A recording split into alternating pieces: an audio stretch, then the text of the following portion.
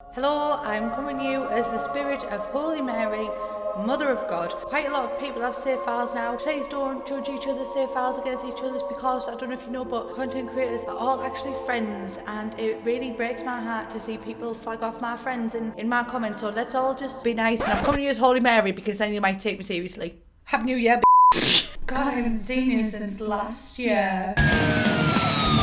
I'm sorry I'm like this. It's 2020 and I wanted to come into 2020, the roaring 20s, with a bang. So my save file is finally complete. I know. I'm a little bit out the loop, you know. I haven't quite got it back yet, this whole recording thing. I'm just having a laugh. I was supposed to take a 2-week break. Turns out breaks are not for me. During that 2-week break, I was rat-a-tat-tatting on the computer and I finished off my save file. If you don't know what a save file is, I'm going to tell you. So when you load up a game and you've got all your sims and you've got all your lots and everything, it's basically that, but what I've done is went in, inspired by Little Simsy, giving you credit, Kayla, and I've renovated or made a new version of each lot. So every single place is filled up. The starter homes, there's new families, there's old families. All of them have been given makeovers and they've all got skills and they've all got relationships with each other, because you'll load a game up and the Sims just don't know each other in The Sims 4.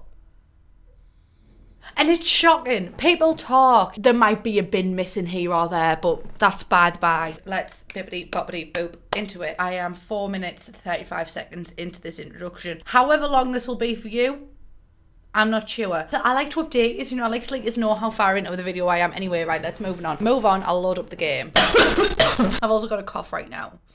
And a bit of a sniffly nose. Just not feeling too well. How to install it is at the end. I'll put a timestamp on here. I might leave it up in the air. You might have to guess. No, I'll put one on. So you'll click load game and it'll say Plumbella save file, the second to the first 20, because that's when I finished it. But a lot of people say that they can't find the save file. And when I was trying to install Kayla's save file, I couldn't find that either. And what I found was, because I'd had saved games after the last save version of this game, it meant I had to scroll down. So if you do lose it, that'll be where it is. Simsy save is all the way down here. I've updated mine recently, so mine's up here. And that's the crack. Let me take it in. You might notice someone actually is on the home screen right now. Now, I'm not one to stir the pot, but I'm stirring it. I believe you. I believe Jessie. Me and Kayla, as much as we are friends, we are also sworn enemies. But she's got a save file, which, Jessie, I'm terribly sorry, but I've never looked at until today. So I've put Caylor in Strangeville because it makes sense, doesn't it? She made a video hating on Strangeville and I thought, well, that's your comeuppance. And I've also made myself, I live in Salani because I just need a bit of a break and I need to tan and everything like that. So I live in Salani, Kayla lives in Strangeville. I wanted it to be realistic, you know. This is how we are in real life. That's just how we be. Some friendships just be like that, you know. But there's little Easter eggs like that. I like including little Easter eggs in all the things that I make. I mean, The Sims 4 just ruins it because now Kayla's just chatting to me. Like, that's just The Sims 4 fault. So yeah, your two favourite enemies are here. So there's me, pale as can be, and there's Kayla. We're currently talking through a bush right now. Now what I can do about that. If you've never seen any videos on my save files before, I'll leave them in the description so you can go watch them, because I'm not going to give a proper in-depth overview on this video. I'll just give a brief overview. So Willow Creek is very much, yeah, American suburban. I've never seen a home like this in real life because I live in England and none of the houses look like this. And also I have updated something. So I gave the goths a little bit of a makeover. I also changed the house a little bit because I didn't like the previous house I'd made. It was a bit too cookie cutter, you know what I mean? And the goths are a little bit like out there, aren't they? So I just made everything black. Oasis Springs is probably my favourite world that I've ever built because I've really sectioned it off. So we've got like a modern corner here and then a kind of more suburban modern corner, a more Spanish quarter. Like I say, I live in England, so these building styles are not my forte. And then my favourite corner is the Greek corner, so it's all very Greek inspired because that's something we haven't had in The Sims. So that'd be that. Then Newcrest is very colonial. Is that the right saying? Because you can get like a kernel mustard, but then you don't pronounce it like kernel building style.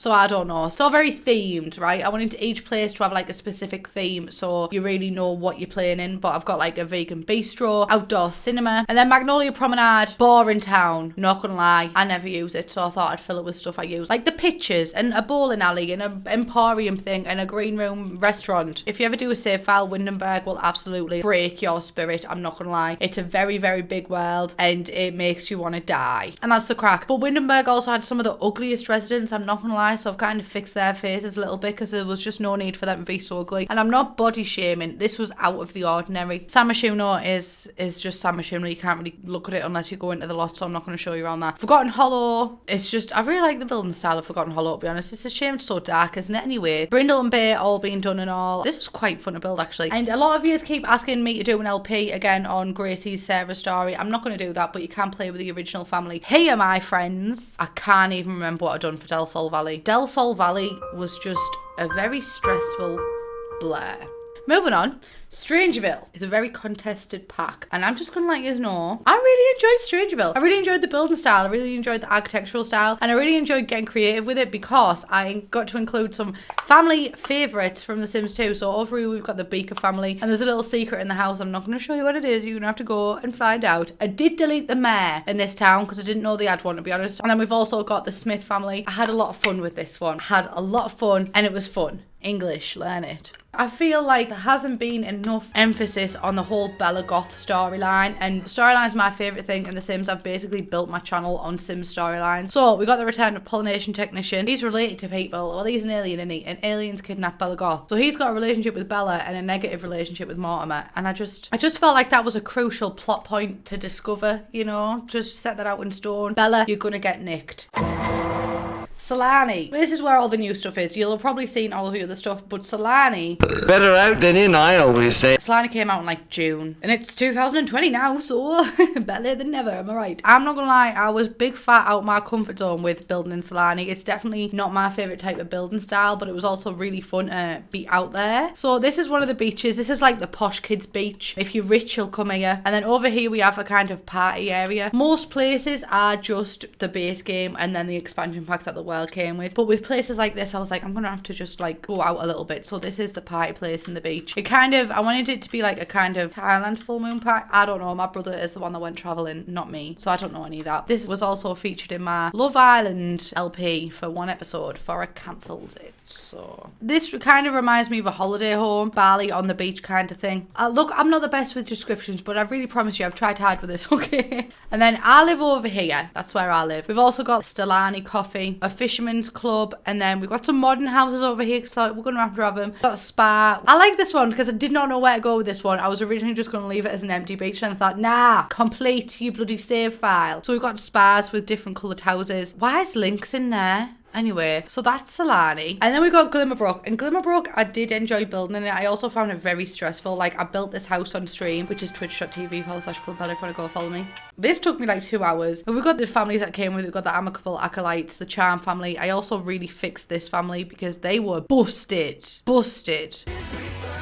And then we've got the Potter family. It was really cute, and there's little references. There's like Quidditch posts in the background. And then we've got Elixirs and Brews over here, which is one of my favourite builds that I've ever done, like, period. There's a bookshop, potions, little place, a bar. So it's got a lot. I just think it looks cool. I'm proud of myself for making it. This one, especially on the corner, this one's my favourite one. I just really like the vibe. And it just gives me like traditional Sims 1 making magic vibes, you know, and I feel like that's what I need from a magic pack. So anyway, moving on to the last one. Brightchester, that came with Discovery University, was one of my most favourite towns to build in. I tried to go a kind of English route with this one because I don't know how it is in America, and that's why I went with an English route.